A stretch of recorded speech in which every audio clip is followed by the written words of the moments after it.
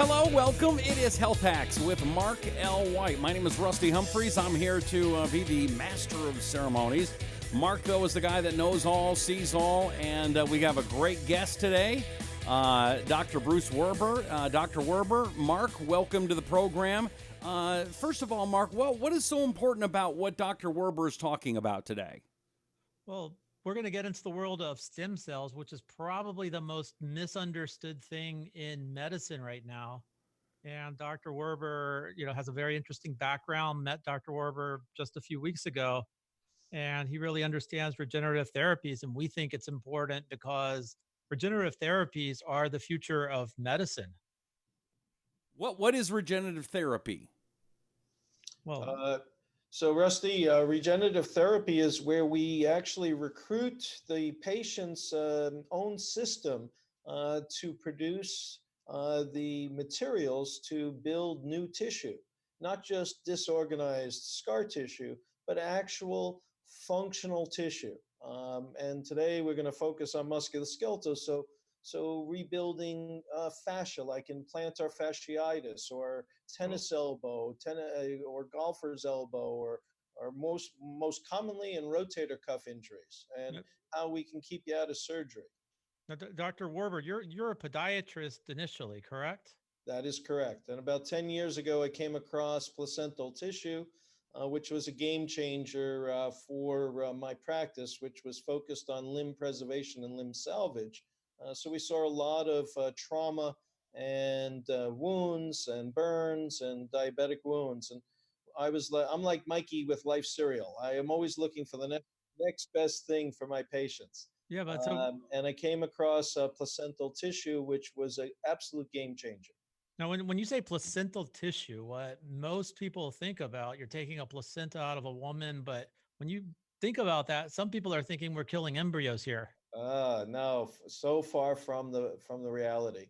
We take young, healthy women who are pre-qualified, who have, for one reason or another, they and their obstetrician have decided they're going to have a cesarean section. And once that decision is made for an elective cesarean section, we then talk with them about donating all of the leftovers that typically would be thrown away. So we qualify them for their health, their social history, their family history. We test them to make sure they don't have any communicable diseases or cancers. And then as the healthy baby is born via C-section, we take the fluid that the baby was floating in, as well as the surrounding membranes. And this is incredible material that we go back in history, even back in the Middle Ages and the Renaissance. We see people talking about using the caul, which was the placental tissue. But from 1910 to the present, there have been thousands of articles written on a variety of subjects using placental tissue. So no baby parts, no dead babies, all live, healthy, very healthy babies and mothers. But why is this controversial though? Like this should be everywhere if it works so well. Why is it controversial? Well, there's one is that all of the studies from 1910 to the present are what we call case series or level 4 evidence. We don't have a lot of level 1 evidence, which is randomized controlled studies. So this is called evidence-based medicine. And because we're lacking those high level studies that the pharmaceutical companies typically do, and a lot of traditional medicine is based on, we're lacking those studies. And the reason we're lacking these studies is we don't have the capital resources like a pharmaceutical company. And so we build based on case series. Now, when I went to medical school in the late 70s, that's all we knew was teaching from you would learn by watching and observing, but medicine has changed over the last 30 years to be focused on evidence-based medicine. And we have an obligation, the FDA is requesting, everybody's requesting that we do these randomized studies, which we are preparing to do, and we have are putting together the capital to do those studies. Excuse me. How much does it cost to do some studies like that? Typically, at the very least, for some smaller studies, $1 million. For some of the larger studies, let's say for COPD or pulmonary fibrosis, it could be up in the range of $5 to $10 million. Okay. And then, so how it works is you take the fluid or the membranes, and how do you get the stem cells out of there? Like what's going on? Well, it's not just the stem cells, and this is one thing I'd like to educate, and I think the tide is turning. So the stem cells, or the mesenchymal stem cells, there's lots of different varieties of those. But really, what is driving the regenerative process, what we have learned over the last 10 years as I've been doing this, is that the stem cells, and we also, what I've been calling them, and Dr. Kaplan, Arnie Kaplan from Case Western Reserve, is called medicinal signaling cells. Why? Because the cells provide several things: intracellular messengers, what's called microRNA. These are small little proteins, 22 nucleotides in length. They're like little text message, or even like a Twitter message. But they go from healthy cell to unhealthy cell, carrying, let's say, the construction plans, if you will. And they also bring the growth factors and the other proteins, the proteases, the peptides. So it's like bringing the whole Home Depot to the injured site. And that's kind of the analogy I like to use, is we have the full orchestra. We have all of the pieces, not just the cellular pieces, but all of the rest of the sections of the orchestra that are required to upregulate or amplify the patient's response. And we're bringing all the tools, all of the construction materials for the instruction set to be fulfilled, building new tissue. And this is really critical for people to understand. It's not that you get, oh, let's get 20 million or 40 million or 100 million stem cells. It's no, you need the full orchestra to really drive the regenerative process. Can I ask a quick question here, Doctor? And that is, Sure. Can you give me a story, somebody that you've done this with, and how did it affect their lives? Because you're talking some pretty deep things, but I kind of want to understand it a little bit more from a personal point of view. Sure, I can give you lots of stories. What if I showed you, can I put a quick video up and share my screen? We can try it, sure. Let's give it a shot.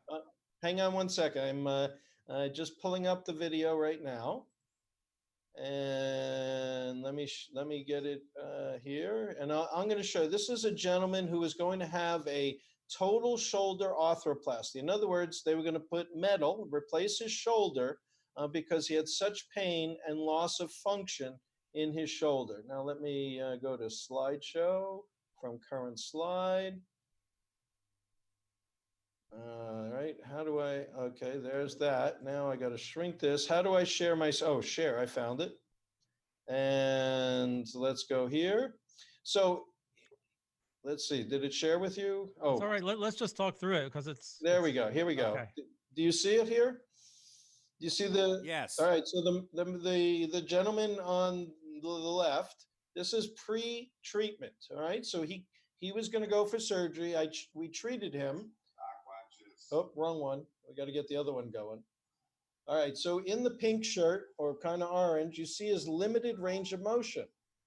All right. Now, 36 hours after he was injected around the shoulder, not into the shoulder, but around the shoulder, look at how his shoulder range of motion improved. All right. Wow.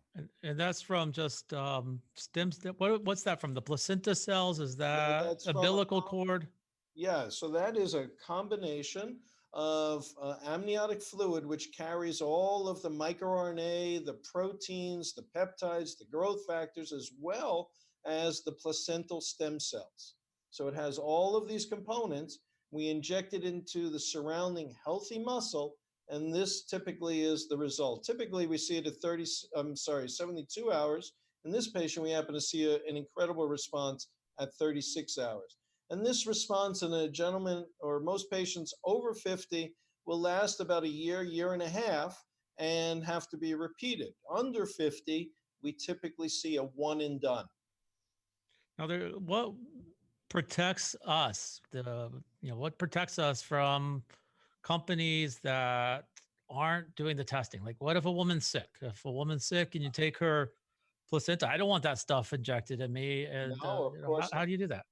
Yeah, so we have a very structured what we call a quality management system. We have a lab, very much like a pharmaceutical lab, that is what we call CGMP, or Good Manufacturing Processes. So we are certified GMP. We're certified GMP. We've been FDA inspected, and that's you want to know that you're getting products from a GMP lab, that has a clean room. It's not being made, and unfortunately, you think I'm joking, but there are several labs out there, and this is going to change over the next 9 months. FDA is really cracking down. So our lab at BioStem is CGMP, FDA inspected, and we do all of the serologies. So any communicable disease that we can test, like hepatitis, HIV, Lyme disease, Zika, all of these tests are performed, and there can't be one positive finding at all. And so that's you just have to know that your doctor is purchasing these out what we call allografts, these regenerative products from a qualified laboratory. And FDA has set a deadline of November 2020 that only the certified labs that have passed all of inspections, have done the level 1 and level 2 studies, are going to be able to provide product as we move Okay. forward over the next year. Hey, Let's take a quick pause here just for a second. We're going to edit. If you'd go ahead and put your screen back to normal now, Doctor. Okay, very good. And we're back in 3. Go ahead. Dr. Warburg, how does a podiatrist get into it? You see this, you see guys coming in there. Were you doing surgeries before? Yes, that was my whole practice, was surgical practice, sports medicine, surgical practice, trauma, so I had a lot of patients with wounds that were non-healing. And my first, so I used to use PRP in the early, or I should say early 90s. PRP, that's where you spin the sorry. blood, right? Yes, that's platelet-rich plasma, where we take blood and spin it down. And that was my first go at regenerative therapies, and we did okay. It wasn't bad. But then about 2011, I came across placental tissue in some of my research, and I worked with a bioengineer, and we tried this out on a couple of patients that were facing amputation, and within 63 days, their wounds closed. Whereas previously, with every standard of care, everything we could throw at it, we could not get these wounds closed. And this was a game changer. So I did a study that was published in 2015 of 20 patients that were facing amputation, that we were able to close their wounds in 63 days on average. And that's how I got started. And then Wow. from that point, then we tried it on osteoarthritis. We did it on tendinopathies. My fellow colleagues who focused on upper extremity, we did it on rotator cuffs, on wrist injuries, tendinopathies, Dupuytren's contracture, where the palm kind of goes like this, and you can't straighten your fingers. So we were just demonstrating these incredible outcomes. Let me ask you a question, doctor. Do you think that do doctors make more money from insurance companies, from big pharmaceutical companies, by actually doing surgeries and giving drugs? And do you think that's a reason why we don't know about this? That's a good question. No, well, traditional medical training teaches us in surgery to literally be carpenters. I know it's kind of gross way to look at it, but Uh-huh. that's what we are. We cut, we repair, and we put it back together again. Unfortunately, for physicians, with all of this managed care, incomes are shrinking for physicians, and we have to see more patients per day, and we're not really doing quality medicine anymore. Nothing like what I used to do in the 80s and 90s. And it's really become a problem. But the beauty is that these regenerative therapies, when applied appropriately with the right protocols, Mhm. these are incredible. I can keep people out of surgery. I don't need to do an ankle joint replacement or an ankle fusion anymore. I can inject these patients with or around these joints, and I get these incredible outcomes where patients are functioning for years without needing surgery. Well, what are the success rates? The success rates are depending on the level of deformity. So under 50 years old for, let's say, osteoarthritis or post-traumatic injury, under 50, typically we're seeing 90% resolution lasting outwards of at least 5 or 6 years.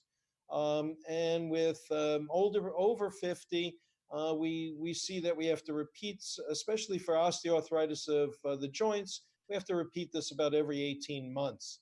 But if we do that, we can prevent them from getting a knee replacement, shoulder replacement, etc.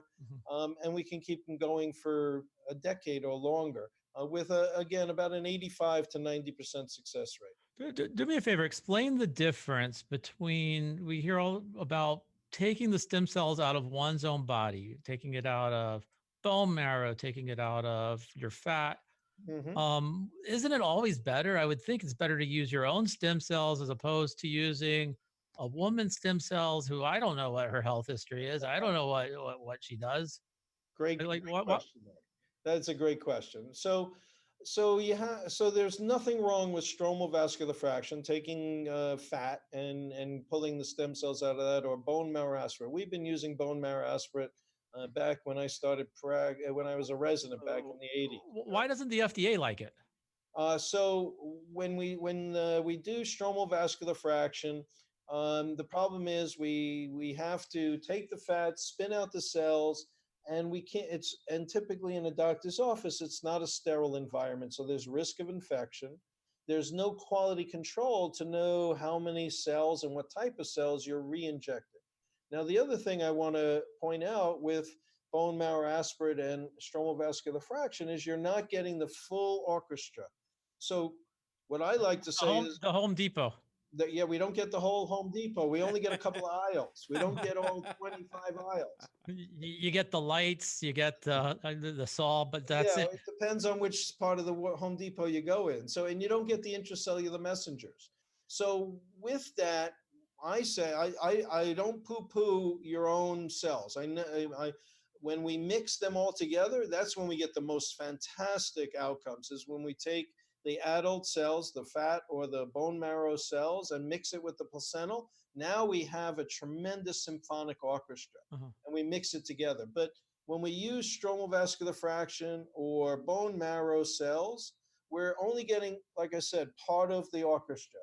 So placental brings the whole orchestra. We don't have to do a surgical procedure to take the bone marrow out. We don't have to do take fat. We don't have to do a surgical procedure to take the fat out of the belly. So that's the advantage of placenta. But when we have serious, very serious deformities, then yes, it's really good to package them together. Let me ask you.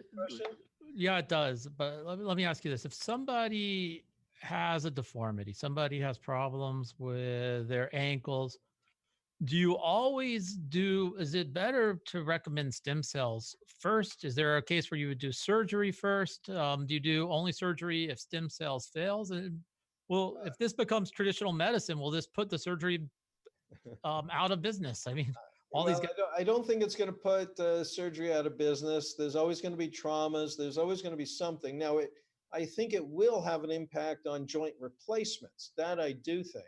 And it will improve the surgical outcomes in the patients that do require surgery, since it accelerates bone healing, it accelerates skin healing and tissue healing. So they are good adjuncts. Now, in the young person who partially tears their ACL, injecting or using these regenerative medicine is going to keep that young person out of surgery most typically if it's a partial tear.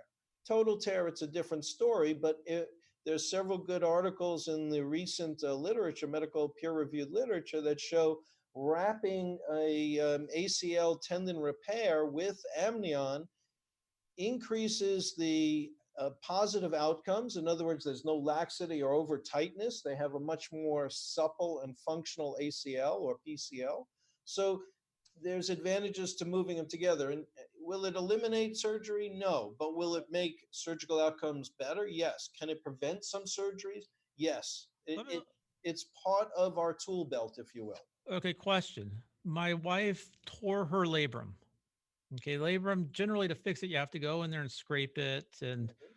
But she chose to get stem cells done. She had her own stem cells taken from her bone marrow. Mm-hmm. They mixed it with PRP. She had this done 2 months ago. Mm-hmm. She still hasn't healed yet. Is that normal? Does it take a long time to heal? Typically about 12 weeks, 3 months. So, did she have any shockwave done with it? Any type of stimulation to start the process, so her body knew to go to that area to regenerate it? We Gainswave the shit out of it. All right. Well, Like, keep. Are you do you continue we, to Gainswave it? You we, need we, to we Gainswave cleaned it it. every We cleaned week. it before putting it on our hip, but no, we Gainswaved it. All right. We Good. So again, did you inject it intra-articular or into the surrounding muscle? I'm not a doctor. I watched it though. It was very fun to watch. They used they guided it using a sonogram or Ultrasound. oh, I'm sorry, an ultrasound, and they went right into where it was torn. Right. So this is where I'm trying to teach a different methodology, and the fluid inside a joint is not really a great environment for the cells. And so I find, and what I've learned over the last number of years is injecting around the joint at the blood supply for the joint, we Mhm. get much better, much faster, much more robust response rates than injecting into the joint. The synovial fluid, the joint fluid, is not a great environment for the cells. And so I've been trying to teach people, no, don't go right into the joint. Now there are pathologies we need to go into the joint, but Mhm. for a labral tear, we want to inject around the tear into the surrounding healthy tissue.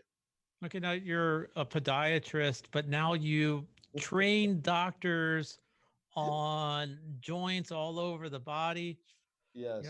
Some doctors will say, "Wait a second, like, who goes to school for this? Is there a school for this, or is everybody No, just kind of this learning as we is go along?" this is clinical experience of doing thousands of these regenerative therapies over the last 10 years and working with my colleagues to see what worked, what didn't work, and looking at the literature of what other researchers and physicians are doing around the world and bringing that information together and trying to process it into protocols. And that's what I try to do for my colleagues is bring the latest information and technology to my colleagues. So you're thinking this is like the ultimate health hack being something that people just need to learn about. But where's this going? It sounds like science fiction stuff, like where you can just regrow body parts in a Yeah. lab. It scares people.